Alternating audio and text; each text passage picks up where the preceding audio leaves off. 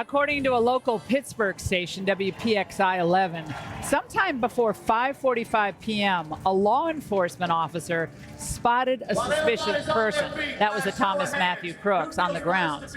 So he took a photo of him and he called it in. Another officer checked the grounds but didn't find him. Then someone on Beaver County's emergency services team saw a suspicious man on the roof and took a photo of him. Well, shockingly, between the time the second photo was taken and when shots were fired from the roof, 26 minutes had elapsed. 26 minutes. Joining me now, Congressman Cory Mills of Florida. He was an Army sniper, also coordinated protective details for numerous high-profile people, including then Vice President Biden and First Lady Laura Bush. Also with me, Congressman Ronny Jackson of Texas, who spent a lot of time with President Trump since the attempted assassination. Congressman Mills, your reaction to what you just heard, 26 minutes.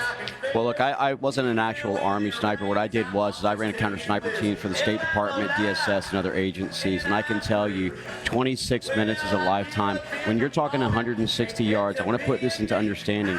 I can teach the average American in 5 minutes how to make a 160-yard shot with an MOA of 1. Now, when I say MOA of 1, what that means is that your basic production rifle that comes off the line, not a hand-built sniper rifle, holds a 1-inch grouping at 100.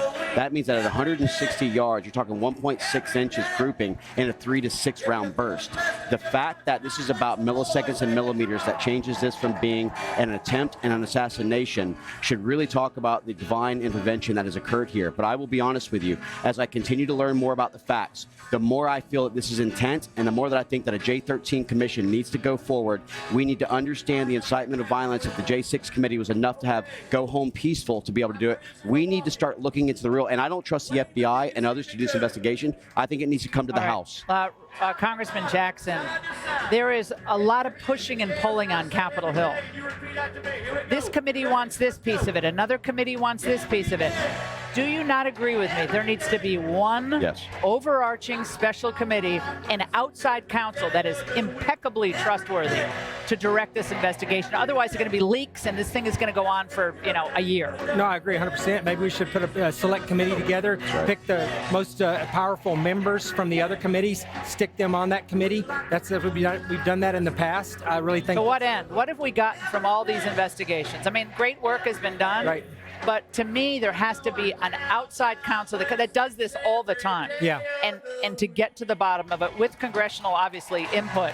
But this thing has to be done and done expeditiously. Well, once you come up with, what actually happened, you need an enforcement process to hold those accountable. And that's what we've lacked at this point. So I think if we get President Trump back in and he controls the executive branch, that we will not only have oversight, but accountability. I know you have spent a lot of time with President Trump, and you dressed his wound. What can you tell us? Well, he's doing great. I mean, he realizes how close he came to death. He's told the story over and over about how if he had not, turned his head and drew back just a little bit to look at that chart, and done it at the exact time that he did it, that round would have entered his head. How is his hearing? His hearing's fine. I mean, he wasn't close to where the shot was fired, and it was far enough away from his head being his ear that, there's no concussive effects from the bullet or anything. It just passed right over the top of his ear and took a little piece off the top of his ear as it came across. And of course, the ear's pretty vascular, so it bled aggressively, and that's why it's dressed up. It's still bleeding a little bit. And he was still joking with me, and I know you yesterday. Unbelievable. Congressman, again, the director of the Secret Service has said she's staying in. But there's going to be an independent investigation. President Biden has demanded an independent investigation to get to the bottom of this. Is that okay with you? No, it is not actually, because I don't trust that President Biden would actually lead an independent investigation. We've seen what happened with the Jack Smith special counsel. We've seen the continual lawfare. Look, the bottom line is this. First, they tried to censor and silence President Trump. Then they tried to indict and imprison President Trump.